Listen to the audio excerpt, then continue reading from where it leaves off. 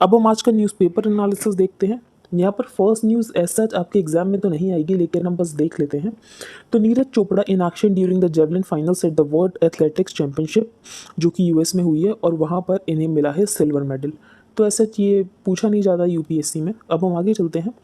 अब ऐसे ही आ सकता है फॉर एग्जाम्पल कि स्पोर्ट्स कल्चर को डेवलप करने के लिए क्या किया जा सकता है, उसके लिए क्या स्टेप्स लिए जा सकते हैं।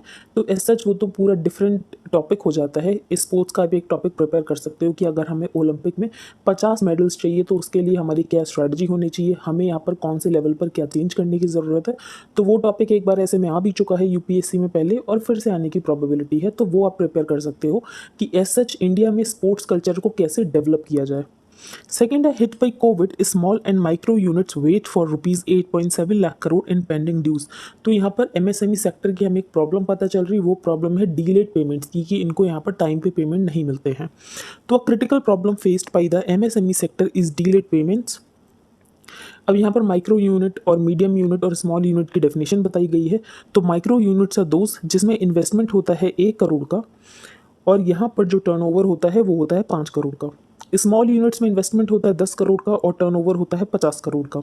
और मीडियम यूनिट में जो यहाँ पर इन्वेस्टमेंट होता है 20 करोड़ का होता है और टर्नओवर होता है 100 करोड़ का। तो ये आपको डेफिनेशन पता होनी चाहिए। तो डीलेड पेमेंट्स प्राइवेट सेक्टर के कस्टमर से भी डीलेड पेमेंट होता है। इसके अलावा गवर्नमेंट डिपार्टमेंट यहाँ पर एमएसएमई से कुछ ब्रोकर करती है, तो गवर्नमेंट डिपार्टमेंट की तरफ से भी यहाँ पर डीलेड पेमेंट्स होते हैं। तो delayed payments from customers in the private sector, government departments and public sector undertakings are an impediment to the revival of smaller units. तो हमें एक रिपोर्ट से ये पता चला है कि पैंडेमिक के बाद जो एमएसएमई का मार्केट शेयर है वो यहाँ पर कम हुआ है, और एमएसएमई में लिक्विडिटी की ज़रूरत है। लेकिन एज सच अगर पेमेंट डिले होंगे तो एमएसएमई में लिक्विडिटी वापस से कैसे रिवाइव होगी। The government in 2020 had asked both PSUs and the top 500 companies to clear their dues, लेकिन उसके बाद भी हम देखें तो अभी भी बहुत सारा डिलेड पेमेंट्स हैं एमएसएमई को, जो कि अभी तक नहीं मिला है। Despite various dictates from the center, the value of delayed payments to the MSME sector has increased to rupees 10.7 lakh crore. तो ऐसे समय में जब पैंडमिक है तो एमएसएमईज को रिकवर करने के लिए लिक्विडिटी की ज़रूरत है, जो कि यहाँ पर नहीं मिल पा रहा है क्योंकि यहाँ पर डिलेड पेमेंट्स हो रहे हैं। एमएसएमई एज सच इंडिया के लिए बहुत ज़्यादा इंपॉर्टेंट है, क्योंकि यहाँ पर एमएसएमई मैन्युफैक्चरिंग आउटपुट में 36.9% कॉन्ट्रीब्यूट करती है, and the share of export of specified MSME related products जो है वो है यहाँ पर 49.5%। तो इससे हमें ये समझ आ रहा है कि एमएसएमई कितनी ज़्यादा इंपॉर्टेंट है for our country's GDP and economy. एक यहाँ पर सरकार एक स्कीम लेकर आई थी। This was done as part of the government's plan to ensure enough liquidity for MSME units along with the credit facility for the sector under the Emergency Credit Line Guarantee Scheme। तो ये scheme लेकर आई गई थी ताकि यहाँ पर जो MSME sector है उसमें लिक्विडिटी आ सके। कैश क्रंच हो गया था कोविड के बाद, तो यहाँ पर लिक्विडिटी आ सके, तो उसके लिए यहाँ पर एक स्कीम भी लेकर आई गई थी जिसका नाम है emergency credit line guarantee scheme. अब यहाँ पर रीजंस बताए गए हैं कि क्या रीजंस है डिले के। तो पहला reason mutually agreed delay payments की। यहाँ पर एमएसएमई से कह दिया जाता है कि हम इस टाइम के बाद ही आपको पेमेंट दे पाएंगे। Fund shortage at buyers and की, बायर के पास यहाँ पर है ही नहीं फंड, तो वो कैसे ही पे करेगा। डिले इन इनवॉइस सबमिशन, इसके अलावा यहाँ पर बायर ने ब्रोकर तो कर लिया, फिर बायर को यहाँ पर क्वालिटी अच्छी नहीं लगी, जिसकी वजह से यहाँ पर बायर पेमेंट नहीं कर रहा है। रिकन्सिलेशन इन प्रोग्रेस, इसके अलावा जीएसटी कंप्लाइंस अभी पूरी तरीके से सेलर के द्वारा नहीं हुआ है, जिसकी वजह से यहाँ पर पेमेंट क्लियर नहीं हो पा रही है। तो ऐसे कुछ रीजन है जिसकी वजह से यहाँ पर पेमेंट डिले हो रही है। आगे हम चलते हैं। नेक्स्ट है fourth monkey pox cases in Delhi, और ये पता चला ये जो पेशेंट है इसकी कोई फॉरेन हिस्ट्री नहीं है, तो ऐसा ये इंपॉर्टेंट तो नहीं हो जाता, लेकिन हाँ अगर फॉरेन हिस्ट्री नहीं है तो उसका मतलब ये है कि मंकी पॉक्स, अब मंकी पॉक्स का यहाँ पर कम्युनिटी ट्रांसमिशन शुरू हो चुका है। मंकी पॉक्स कैसी डिजीज़ है, कहाँ की नेटिव है, तो वो हम डिस्कस कर लेते हैं। मंकी पॉक्स एक वायरल इन्फेक्शन है जो कि ट्रांसमिट होता है from animals to humans. First human case monkeypox का 1970 में देखा गया था in the Democratic Republic of Congo. ये जो डिजीज़ है ये एंडेमिक है to several western and central African countries. तो अफ्रीकन कंट्री की ये जो डिजीज़ है वो एंडेमिक है। ह्यूमन टू ह्यूमन ट्रांसमिशन होता है, तो human to human transmission has been previously limited as the smallpox vaccine used for the eradication of the disease. तो जो स्मॉल पॉक्स की वैक्सीन होती है वही यूज़ कर ली जाती है मंकी पॉक्स में भी। तो एज सच मंकी पॉक्स की कोई अलग वैक्सीन नहीं है। Among humans monkey pox spread through close contact with someone जिसको कि यहाँ पर मंकी पॉक्स रैश हो, और उसके साथ अगर ज़्यादा क्लोज कॉन्टैक्ट होगा तो ऐसे में मंकी पॉक्स हो सकता है। इससे ज़्यादा यहाँ पर कोई इन्फॉर्मेशन नहीं है। अब हम आगे चलते हैं। ये न्यूज़ आपको इंपॉर्टेंट लग सकती है बुर्कापाल ट्राइबल्स के, लेकिन इस न्यूज़ में कुछ भी इंपॉर्टेंट नहीं है। तो बेसिकली 2017 में एक मायूस्ट ऑपरेशन हुआ था जिसमें यहाँ पर सीआरपीएफ के जवान की डेथ हो गई थी। तो लगभग यहाँ पर 25 पर्सनल ऑफ सीआरपीएफ की यहाँ पर डेथ हो गई थी। उसके बाद यहाँ पर जब मायूस को अरेस्ट करने गए तो बहुत सारे यहाँ पर ट्राइबल्स भी अरेस्ट हो गए। तो 5-6 साल वो यहाँ पर जेल में रहे, उनके खिलाफ एविडेंस नहीं मिला और उनको यहाँ पर वापस छोड़ दिया गया। लेकिन उनकी ज़िंदगी तो यहाँ पर ख़राब होगी ना, उनके 5-6 साल पूरे ख़राब हो गए ज़िंदगी के। तो वही यहाँ पर मेंशन है। तो ये हमारे एग्जाम के लिए इंपॉर्टेंट नहीं है, लेकिन इंटरनल सिक्योरिटी में ये इंसर्जेंसी, तो ये सब आपको पता होना चाहिए। इंटरनल सिक्योरिटी में जो लेफ्ट विंग एक्सट्रीमिज्म, नक्सलिज्म, तो ये टॉपिक एक बार आप प्रिपेयर कर लेना, जो कि इंपॉर्टेंट हो जाता है इंटरनल सिक्योरिटी की पर्सपेक्टिव से। तो वंस एंड फॉर ऑल आप एक बार जाकर ये टॉपिक प्रिपेयर कर लेना, नक्सलिज्म, लेफ्ट विंग एक्सट्रीमिज्म, और इतना कंटेंट आपके पास होना चाहिए कि आप 200-250 वर्ड में लिख दो एंड दैट्स इट। अब हम आगे चलते हैं। यहाँ पर joint theatre commands for tri services soon. तो यहाँ पर डिफेंस मिनिस्टर का ये कहना है कि जल्द ही ज्वाइंट थिएटर कमांड्स बनाई जाएंगी।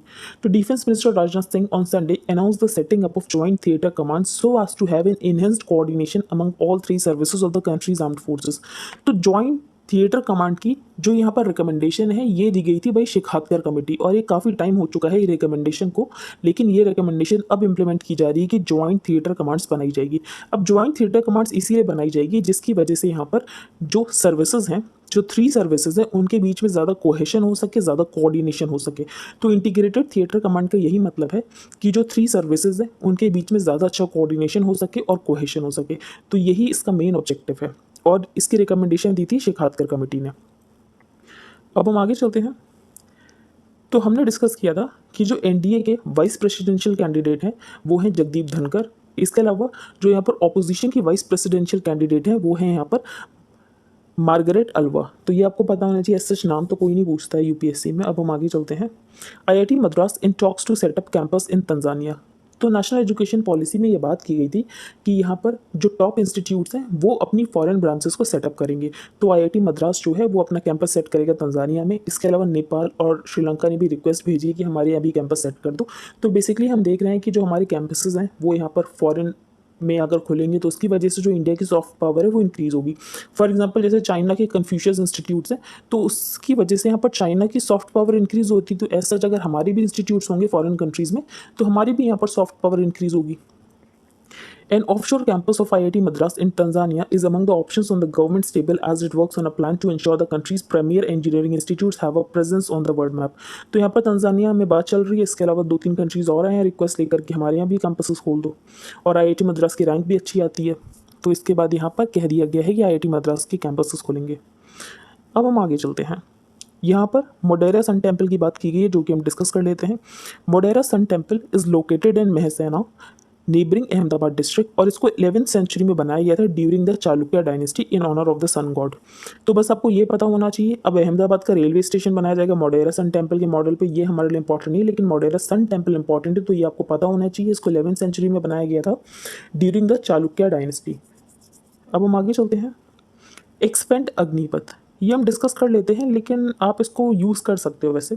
तो इसमें ये बताया गया है जैसे कि अग्निपथ स्कीम आप लेकर आ रहे हो आर्म्ड फोर्सेस में रिफॉर्म्स करने के लिए, तो ऐसी ही स्कीम की ज़रूरत है ऑल इंडिया सर्विसेज में भी। तो it has been notice that once an officer is selected for the all India services, तो ऑथर ने ये कहा है कि अगर एक बार कोई सेलेक्ट हो जाता है ऑल इंडिया सर्विसेज में तो उसके बाद उसको ये लगता है कि उसकी ज़िंदगी अब पूरी सेट है, उसको कुछ इनोवेशन करने की ज़रूरत नहीं है, उसको अपनी परफॉर्मेंस में कुछ इनोवेशन करने की ज़रूरत नहीं है। तो he she develops a smug attitude that his or her career for the next 30 to 35 years is now secure, और अब उसको कुछ करने की ज़रूरत नहीं है, अब उसको बैठ के यहाँ पर पैसे मिलते रहेंगे।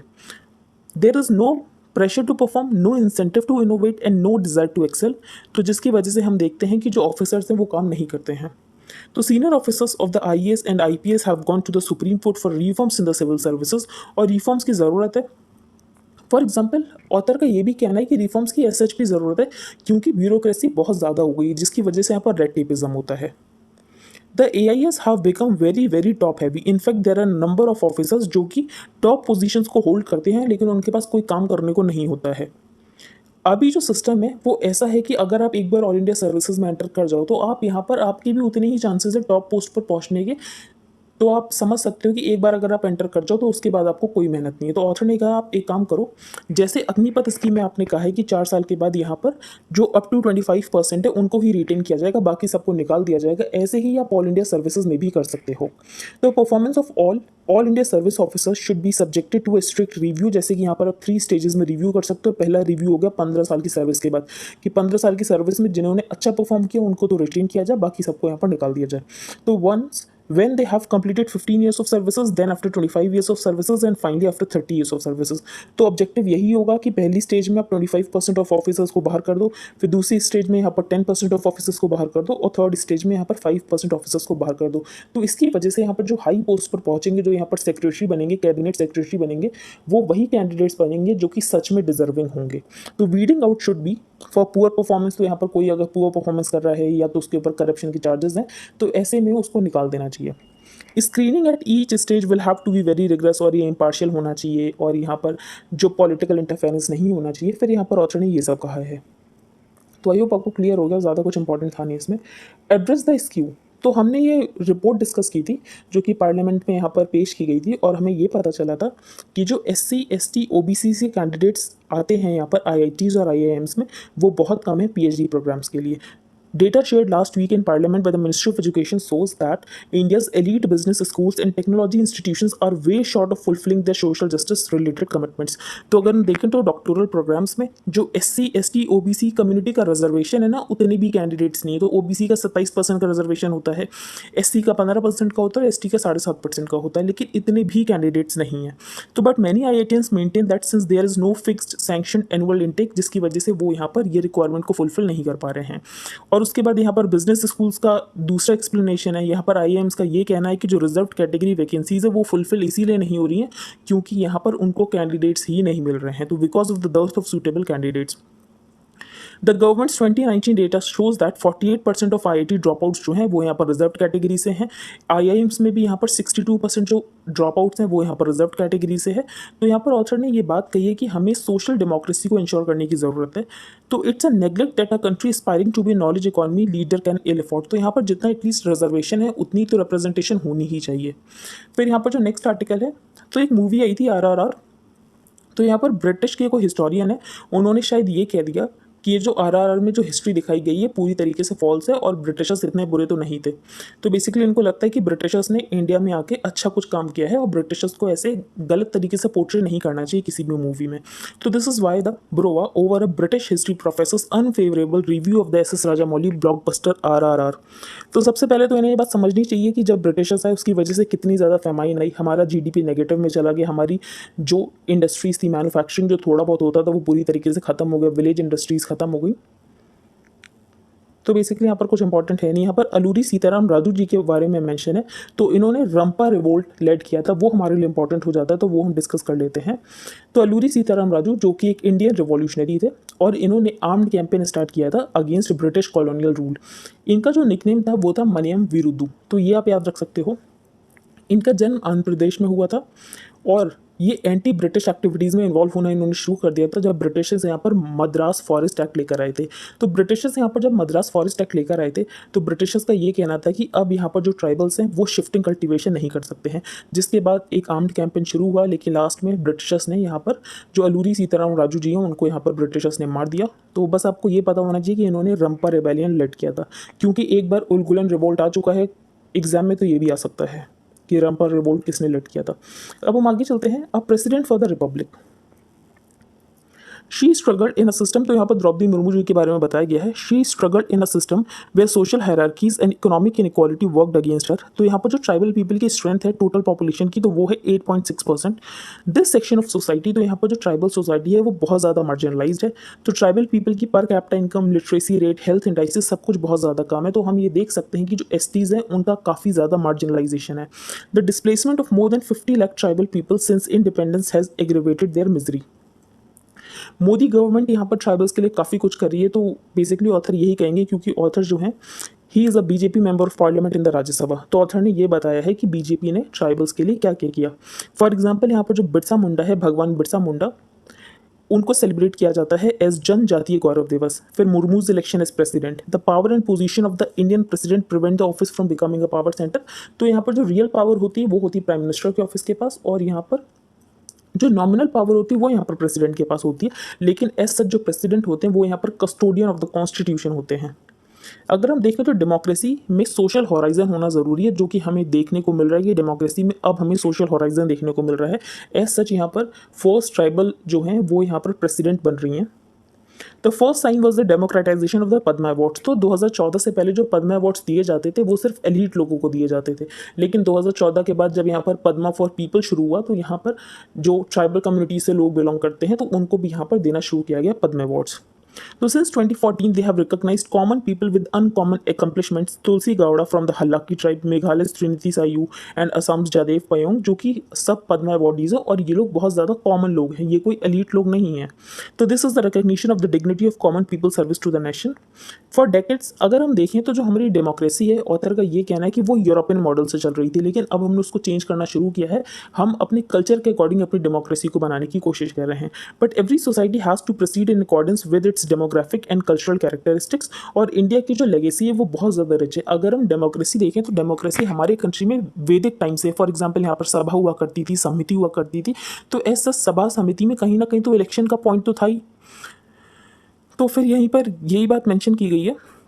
तो बी आर अम्बेडकर ने एक बहुत इंपॉर्टेंट पॉइंट कहा था कि सोशल डेमोक्रेसी के बिना पॉलिटिकल डेमोक्रेसी या इकोनॉमिक डेमोक्रेसी नहीं आ सकती है। तो B R Ambedkar had said that without social democracy political democracy एक तरीके का सिर्फ हिपोक्रेटी है।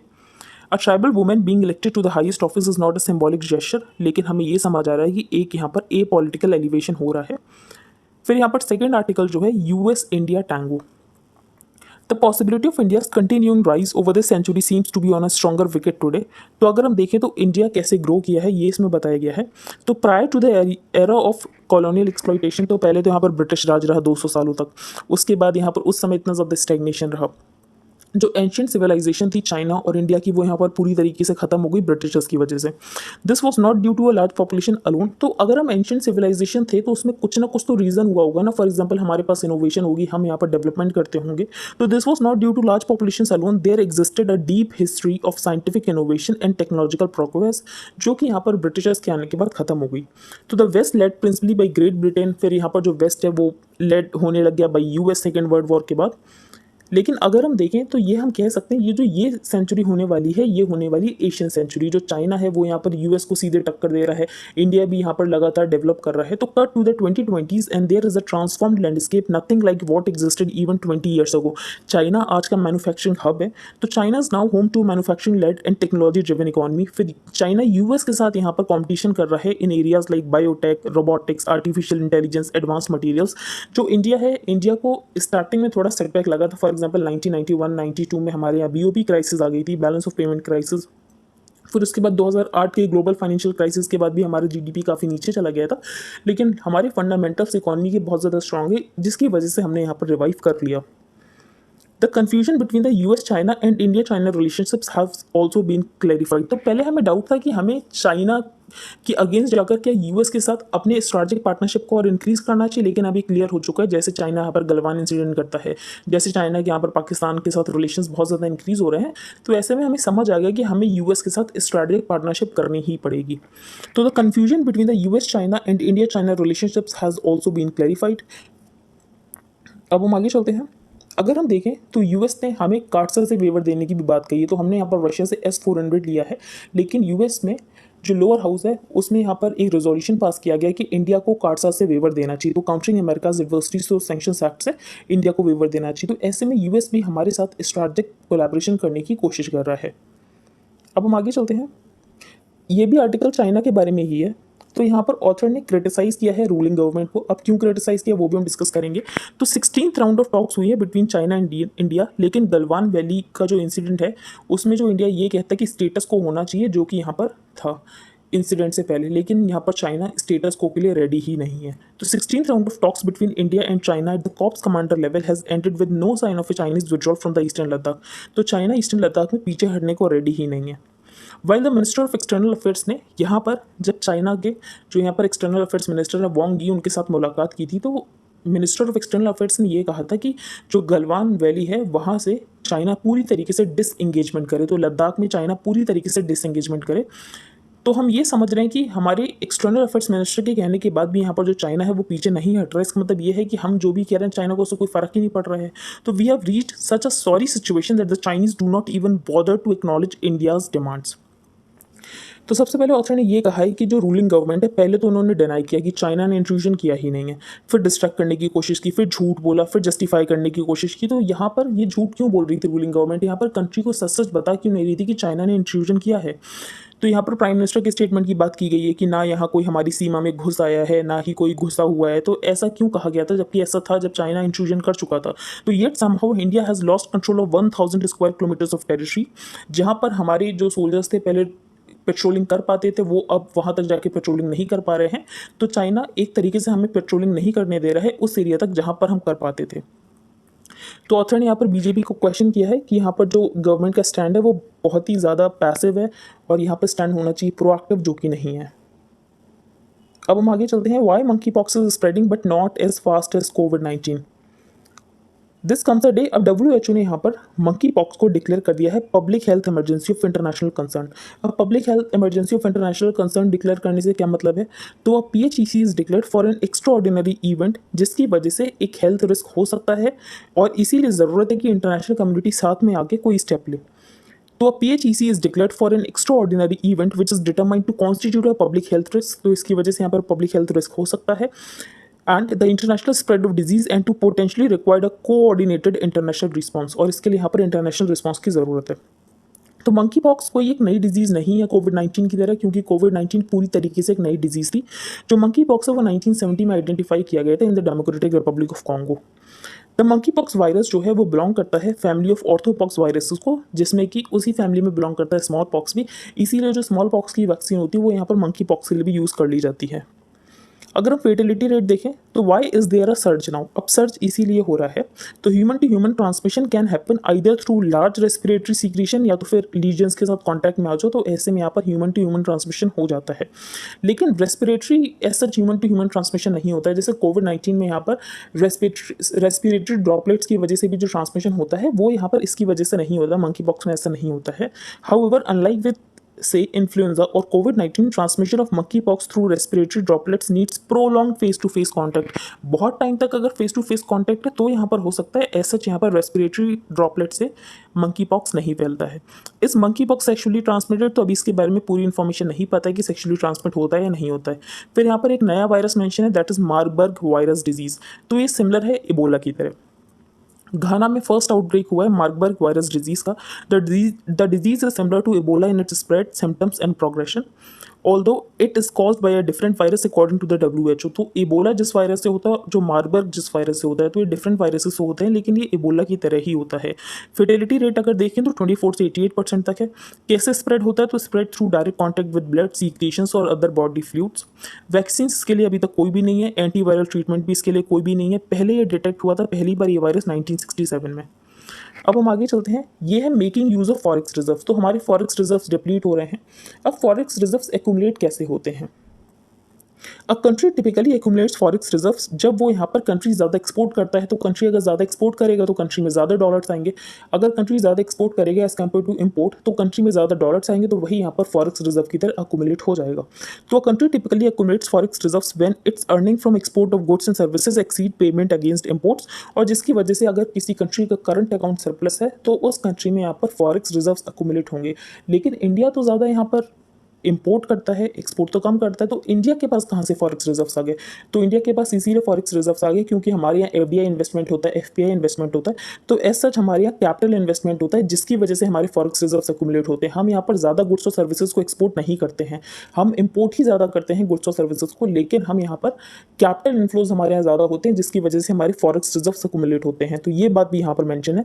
तो India is an outlier among the countries that have accumulated sizeable forex reserves. और हमारा सिर्फ करंट अकाउंट सरप्लस 2020 में रहा है, वो भी कोविड-19 पैंडेमिक की वजह से। तो हमारा तो करंट अकाउंट सरप्लस था ही नहीं। इसका मतलब ये है कि हम हमेशा ज़्यादा इंपोर्ट ही करते हैं गुड्स और सर्विसेज को।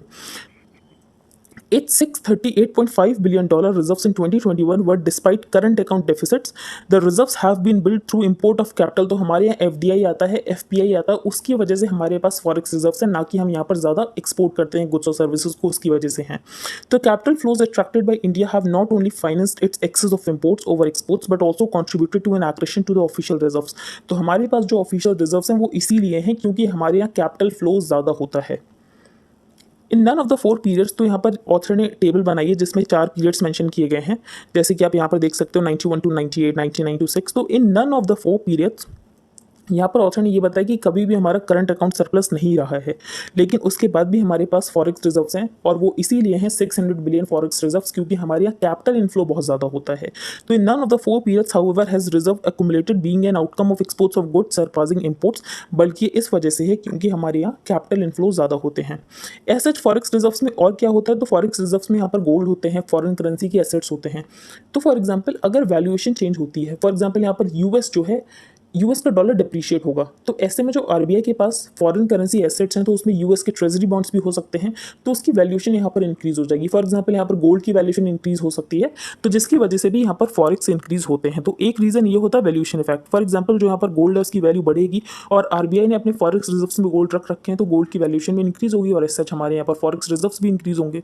तो foreign exchange reserves are held in the form of dollars as well as non dollar currencies and gold, और अगर कोई वैल्यूएशन चेंज आता है, डेप्रिसिएशन या एप्रिसिएशन आता है, तो उसके अकॉर्डिंग यहाँ पर फॉरेक्स रिजर्व्स भी चेंज होते रहते हैं। तो दूसरा रीजन ये हो गया। Inside the minds of bees and what we can learn from their intelligence, तो यहाँ पर बीज बहुत ज़्यादा इंटेलिजेंट होती हैं, ये स्टडी पब्लिश की गई है। इसके अलावा यहाँ पर जो बीज होती हैं उनमें कॉन्शियस भी होता है। तो consciousness has been understood as a concept different from ordinary brain intelligence. तो ब्रेन इंटेलिजेंस क्या समझा जाता है कि इंसान में सोचने समझने की शक्ति, उसको यहाँ पर समझा जाता है कि ब्रेन इंटेलिजेंस। लेकिन कॉन्शियसनेस का क्या मतलब होता है? कॉन्शियसनेस का मतलब होता है ये कि आप फीलिंग्स और इमोशंस को एक्सपीरियंस कर सको, जो कि बीज कर सकती हैं, वो फीलिंग्स और इमोशंस को यहाँ पर एक्सपीरियंस कर सकती हैं। अब जो बी होती है वो दूसरी बी से कैसे कम्युनिकेट करती है, तो उसके लिए होता है वैगल डांस। तो हु फाउंड वर्कर हनी बीज use a kind of vagal dance for communicating with each other. तो यहाँ पर ये वैगल डांस की बात की गई है, और बीज बहुत इंटेलिजेंट होती है, उनके अंदर कॉन्शियसनेस भी होता है, और वो यहाँ पर फील भी कर सकती हैं। इसके अलावा वो कॉम्प्लेक्स पजल सॉल्व करके यहाँ पर एक तरीके से जो भी पॉलिनेशन है वो सब कुछ करती हैं। तो यहाँ पर बीज बहुत इंपॉर्टेंट होती है, बहुत इंटेलिजेंट होती हैं। तो उसका मतलब ये नहीं कि सिर्फ ह्यूमंस इंटेलिजेंट होते हैं। तो what is the new book find? He concludes that bees have a mind of their own and have distinct personalities. They are even able to distinctly identify the faces of humans. तो वो यहाँ पर humans को identify भी कर सकती है उनके face से। अब हम आगे चलते हैं। Ukraine works to resume grain exports despite Russian missile strike on Odesa. तो ओडेसा पोर्ट कहाँ पर है? यूक्रेन में। हम पिछले 3 दिन से डिस्कस कर रहे हैं ओडेसा पोर्ट कहाँ पर है।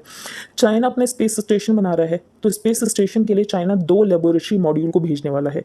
पहला तो चाइना ने भेज दिया जिसका नाम है वेंटियन, और दूसरा कौन सा है जो कि बाद में भेजेगा, उसका नाम है मैंगटियन। तो एक है वेंटियन, दूसरा है मैंगटियन। कहाँ से भेजा है? तो फ्रॉम ट्रॉपिकल हैनान आइलैंड। कौन से रॉकेट से भेजा है? तो लॉन्ग मार्च 5B रिमोट रॉकेट। तो ये आपको पता होना चाहिए। इसके 2 ये जो लेबोरेटरी मॉड्यूल्स हैं, वेंटियन और यहाँ पर मैंगटियन। बस अब हम आगे चलते हैं। यहाँ पर स्पेस स्टेशन का नाम भी मेंशन है जो कि है तियांगोंग। तो तियांगोंग स्पेस स्टेशन है। इंडिया भी अपना स्पेस स्टेशन बनाएगा, लेकिन थोड़ा लेट बनाएगा, अभी चाइना बना रहा है। आगे चलते हैं। यहाँ पर ये हम डिस्कस कर लेते हैं।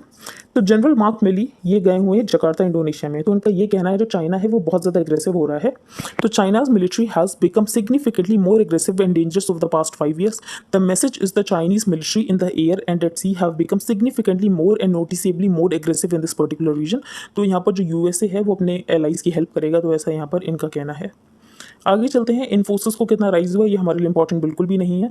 यहाँ पर इन्फ्लेशन बताया गया कि कौन से कंट्री में इतना इन्फ्लेशन। तो इंडिया में तो 7.01% इन्फ्लेशन है। ऐसा सच हम देखें तो ईरान में बहुत ज़्यादा इन्फ्लेशन है। ईरान में इन्फ्लेशन है 52.5%। अब ईरान में इतना ज़्यादा इन्फ्लेशन इसीलिए है क्योंकि ईरान के ऊपर यहाँ पर यूएसए ने सैंक्शंस लगा रखे हैं। बाकी कंट्रीज़ में यहाँ पर इन्फ्लेशन बताया गया है। तो इन्फ्लेशन का रीज़न क्या है? Russia's invasion of Ukraine. और दूसरा रीज़न क्या है? फ्यूल प्राइसेस का महंगा होना। तो अगर फ्यूल प्राइसेस महंगे होंगे तो कोई भी चीज़ आपको ट्रांसपोर्ट करनी है उसके लिए फ्यूल की तो ज़रूरत होगी, और अगर फ्यूल ही महंगा है तो सारा सामान महंगा हो जाएगा। तो higher fuel prices driving up logistics and freight cost. तो लॉजिस्टिक्स कॉस्ट जो इंडिया की है वो 13% है, हमें उसे कम करके 10% पर लाना है। तो ये भी हमारा टारगेट है कि हमें अपनी लॉजिस्टिक्स कॉस्ट जो है वो 10% पर लेकर आनी है। किया गया जा रहा है इन्फ्लेशन को कंट्रोल करने के लिए। फॉर एग्जाम्पल जैसे हमारा आरबीआई कैलिब्रेटेड टाइटनिंग कर रहा है, इंटरेस्ट रेट को इंक्रीज कर रहा है, फिस्कल पॉलिसी को चेंज करने की कोशिश की जा रही है, वैसा बाकी कंट्रीज भी कर रहे हैं अपने इन्फ्लेशन को कम करने के लिए। GST on essential items after state sought levy aim to check evasion. तो यहाँ पर प्री पैकेज्ड आइटम्स के ऊपर जब से जीएसटी लगा है तब से गवर्नमेंट को यहाँ पर काफ़ी कहा जा रहा है, क्रिटिसाइज किया जा रहा है कि गवर्नमेंट ने यहाँ पर प्री पैकेज्ड आइटम्स के ऊपर जीएसटी लगा दिया। तो गवर्नमेंट ने यहाँ पर क्लैरिफिकेशन दिया। पहला क्लैरिफिकेशन ये कि जो स्टेट्स हैं वो इससे पहले भी जीएसटी रिजीम से पहले मतलब 2017 से पहले भी वैट लगाया जाता था, जो कि जीएसटी के बाद हट गया, जिसकी वजह से यहाँ पर स्टेट्स को रेवेन्यू में नुकसान होने लग गया। और दूसरी बात ये कि प्री पैकेज्ड आइटम्स के ऊपर जीएसटी नहीं था, तो इसकी वजह से क्या करते थे ये जो ब्रांड ओनर्स थे ना, ये अपने पैकेट के पीछे ये लिख देते थे कि कोई भी ब्रांड जो है ये क्लेम नहीं करते हैं। तो एज सच तो ब्रांड मेंशन होगा, लेकिन पैकेट में एक नीचे एक लाइन मेंशन कर देते थे कि जो भी ब्रांड का नेम है वो यहाँ पर फॉरगॉन कर रहे हैं और वो इसके ऊपर कोई भी कॉपीराइट नहीं करते हैं, जिसकी वजह से उनको यहाँ पर जीएसटी नहीं देना पड़ता है। तो एज सच वो लोग यहाँ पर प्रोविजन का मिसयूज़ कर रहे थे, जिसकी वजह से यहाँ पर गवर्नमेंट ने लगा दिया जीएसटी प्री पैकेज आइटम्स पर भी। अब हम एक बार वापस से रिवाइज कर लेते हैं।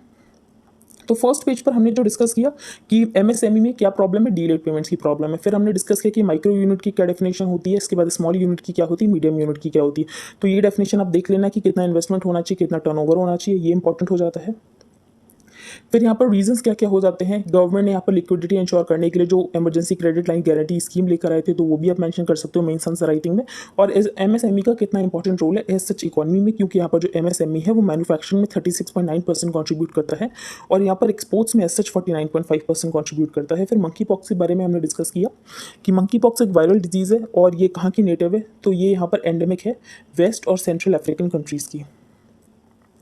फिर यहाँ पर थिएटर कमांड डिस्कस किया, जो कि शिखातकर कमेटी की रिकमेंडेशन थी कि थिएटर कमांड होनी चाहिए, इंटीग्रेटेड थिएटर कमांड, और वही यहाँ पर बनाया जाएगा। फिर आईआईटी मद्रास की कैंपसेस खोलेंगे तंजानिया में। फिर यहाँ पर हमने मोडेरा सन टेम्पल डिस्कस किया। ऑल इंडिया सर्विसेज में अग्निपथ स्कीम जैसे रिफॉर्म्स होने चाहिए। फॉर एग्जांपल यहाँ पर एक पर्टिकुलर टाइम पीरियड के बाद कुछ ऑफिसर्स को निकाल दिया जाए उनकी परफॉर्मेंस की बेसिस पे, या वो किसी करप्शन केस में फंसे हों।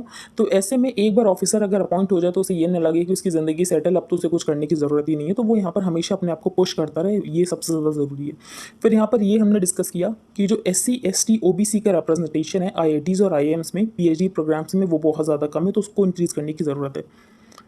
फिर हम यहाँ पर आगे चलते हैं। अब प्रेसिडेंट फॉर द रिपब्लिक, तो ये हमने डिस्कस कर लिया। जो द्रौपदी मुर्मू जी हैं वो बिलोंग करती है संथाल ट्राइब को, और ट्राइब्स बहुत ज़्यादा मार्जिनलाइज्ड हैं, ट्राइबल कम्युनिटीज़। तो यहाँ पर जो गवर्नमेंट है वो सोशल होराइजन को यहाँ पर इंक्रीज़ करने की कोशिश करी है, वाइडन करने की कोशिश करी, जो कि हमें दिख भी रहा है। US इंडिया टैंगो, तो यहाँ पर जो 21st सेंचुरी होने वाली है वो यहाँ पर होने वाली है एशिया की सेंचुरी, क्योंकि चाइना भी यहाँ पर बहुत ज़्यादा डेवलप कर रहा है, इंडिया भी यहाँ पर बहुत ज़्यादा डेवलप कर रहा है, और चाइना यहाँ पर कट थ्रोट कॉम्पिटिशन दे रहा है USA को। अब ऐसे में हम देखें तो हमारे लिए ग्राफ एकदम क्लियर है कि हमें किसकी तरफ ज़्यादा जाना है। तो हमें USA के साथ स्ट्रैटेजिक एलाई बनाने की कोशिश करनी है USA को, और USA के लिए भी यही अच्छा है, क्योंकि USA को अगर चाइना को काउंटर करना है। फिर हमने यहाँ पर ये डिस्कस किया कि जो बीजिंग है वो हमारी बात को सीरियस लेता ही नहीं है, और बीजिंग जो है वो स्टेटस को वापस लेकर ही नहीं आ रहा, जो कि हम चाहते हैं कि गलवान इंसिडेंट से पहले जहाँ तक हम पेट्रोलिंग कर सकते थे वहाँ तक वापस कर सकें, तो वो पॉसिबल नहीं हो पा रहा है। फिर यहाँ पर हमने अलूडी सीताराम राजू जी के बारे में डिस्कस किया था, तो अब रंपा रेबेलियन एक बार डिस्कस कर लेना, या एक बार रीड कर लेना रंपा रेबेलियन। अब हम आगे चलते हैं। यहाँ पर हमने मंकी पॉक्स डिस्कस किया कि मंकी पॉक्स उतनी तेज़ी से क्यों नहीं फैल रहा जितनी तेज़ी से कोविड-19 फैलता था। तो एक रीज़न उसका रेस्पिरेटरी ड्रॉपलेट की वजह से यहाँ पर एज सच मंकी पॉक्स नहीं फैलता है। फिर हमने फॉरेक्स रिजर्व्स डिस्कस किए कि फॉरेक्स रिजर्व्स किस वजह से एक्युमुलेट होते हैं। तो अगर यहाँ पर आप ज़्यादा एक्सपोर्ट कर रहे हो as compare to import goods और सर्विसेज, तो आपके पास यहाँ पर ज़्यादा फॉरेक्स रिजर्व होंगे। लेकिन इंडिया तो ज़्यादा एक्सपोर्ट करता नहीं है, इंडिया तो ज़्यादा इंपोर्ट करता है, तो हमारे पास कैसे फॉरेक्स रिजर्व्स आ गए। तो उसका रीज़न ये है कि हमारे यहाँ जो कैपिटल इन्फ्लोज है वो ज़्यादा होता है, जिसकी वजह से हमारे पास फॉरेक्स रिजर्व्स हैं। और एज सच फॉरेक्स रिजर्व्स इस वजह से भी बढ़ते हैं। फॉर एग्जाम्पल जो यहाँ पर RBI के पास फॉरेक्स रिजर्व्स में फॉरेन करेंसी एसेट्स और यहाँ पर गोल्ड होता है, अगर उसकी वैल्यूएशन चेंज होती है तो उसकी भी वजह से हमारे फॉरेक्स रिजर्व्स इंक्रीज होते हैं। फिर हमने यहाँ पर एक वायरस डिस्कस किया, मार्बर्ग वायरस डिजीज, जो कि इबोला की तरह होती है, लेकिन इबोला का वायरस अलग और इसका वायरस अलग होता है। इसके लिए कोई भी अभी हमारे पास वैक्सीन नहीं है, और इसका जो पहला केस है वो 1970 में आया था, तो ऐसा कोई नया वायरस नहीं है, ये वायरस पहले से है। फिर यहाँ पर हमने बीज के बारे में डिस्कस किया कि बीज एक दूसरे से कम्युनिकेट करती हैं वेगल डांस करके, और बीज बहुत ज़्यादा इंटेलिजेंट होती हैं, उनके अंदर कॉन्शियसनेस भी होता है। और बस अब हम आगे चलते हैं। ओडेसा पोर्ट हमने डिस्कस कर लिया। चाइना अपना स्पेस स्टेशन बना रहा है जिसका नाम है पियांगोंग स्पेस स्टेशन। उसके लिए 2 लेबोरेटरी मॉड्यूल्स भेजे जाएंगे, एक का नाम है यहाँ पर वेंटियान और दूसरे का नाम है यहाँ पर मैंगटियान। फिर यहाँ पर हमने डिस्कस किया, ये तो इंपॉर्टेंट नहीं है, ये तो सेम ही बात कहते हैं लोग बार बार। इकॉनमी पेज पर जो हमने डिस्कस किया कि इन्फ्लेशन कौन सी कंट्री में कितना है और जीएसटी क्यों लगाया गया है प्री पैकेज आइटम्स पे। तो स्टेट्स को नुकसान हो रहा था क्योंकि जीएसटी रिजीम से पहले यहाँ पर वेट लगता था, जिसकी वजह से यहाँ पर स्टेट्स को फ़ायदा होता था, लेकिन वेट चला गया और उसके बाद यहाँ पर जीएसटी में प्री पैकेज आइटम्स के ऊपर कोई जीएसटी लगा नहीं, जिसकी वजह से यहाँ पर स्टेट्स को रेवेन्यू लॉस हो रहा था। और यहाँ पर जो कुछ कंपनीज थे वो इस प्रोविजन का फ़ायदा उठाकर यहाँ पर जीएसटी जो है वो नहीं दे रहे थे, तो इसको चेंज करने की कोशिश की गई है और ये प्रोविजन को ऑल टुगेदर हटा ही दिया गया है। So if you are liking this analysis, then please like, share and subscribe. And if you want to contribute, then you can contribute towards my work. उसके लिए आपको लिंक डिस्क्रिप्शन बॉक्स में मिल जाएगा। Thank you and have a nice day.